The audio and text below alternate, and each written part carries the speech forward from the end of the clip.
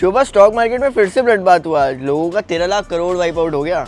I know, Nifty 50 एक ही दिन में 2.5% से ज्यादा कर गया। रीजन है वॉर और वॉर अपडेट्स। बट वॉर तो काफी टाइम से चल रही है ना, अब क्या हुआ अचानक से? एक नहीं, कई ट्रिगर्स हैं, सुनते जा बस। देख, नॉर्मली जब वॉर या टेंशन होती है मार्केट थोड़ा रिएक्ट करता है, फिर स्टेबल हो जाता है, लेकिन इस बार प्रॉब्लम थोड़ी डीपर है।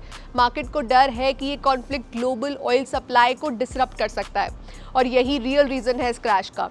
लास्ट 2-3 दिनों में ना सिचुएशन काफ़ी एस्केलेट हो गई। यूएस ने ईरान को 48 आवर की वार्निंग दी कि अगर straight of Hormuz fully open नहीं किया गया तो वो ईरान के पावर प्लांट्स को टारगेट करेगा, starting with the biggest one first. Iran ने भी स्ट्रॉन्ग रिस्पॉन्स दिया, बोला कि वो बिना रिस्ट्रेन के अटैक करेगा और पूरे मिडिल ईस्ट में यूएस लिंक्ड जितने भी एनर्जी एसेट्स हैं ना उन्हें टारगेट करेगा। इसके बाद ईरान ने स्ट्रेट ऑफ हॉर्मूज पूरी तरह से बंद करने का थ्रेट भी दिया अगर ईरानियन एनर्जी फैसिलिटीज टारगेट किए जाते हैं तो। अब इन सारे थ्रेट से और कुछ नहीं तो ऑयल सिस्टम डायरेक्टली टारगेट हो रहा है और मार्केट में पैनिक यहीं से स्टार्ट हुआ। हम जानते हैं कि स्ट्रेट ऑफ हॉर्मूज सिर्फ एक नैरो शिपिंग रूट नहीं है, यहाँ से वर्ल्ड के ह्यूज पोर्शन ऑफ ऑयल पास होता है। यहाँ डिसरप्शन मतलब मेजर सप्लाई प्रॉब्लम और इन्फ्लेशन का रिस्क और बढ़ जाता है, क्योंकि ऑयल सिर्फ पेट्रोल या डीजल में नहीं काम आता है, हर चीज़ से लिंक्ड है। Transport, manufacturing, plastic, paint, tyres, packaging, even factories के एनर्जी।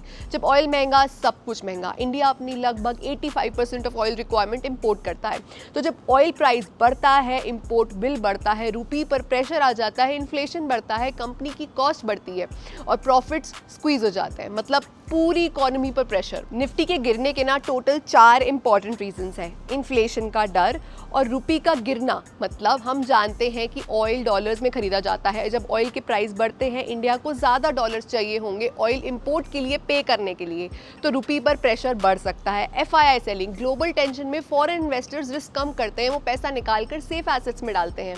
कंपनी की कॉस्ट बढ़ जाना मतलब मार्जिन्स कम और प्रॉफिट्स पर सीधा प्रेशर।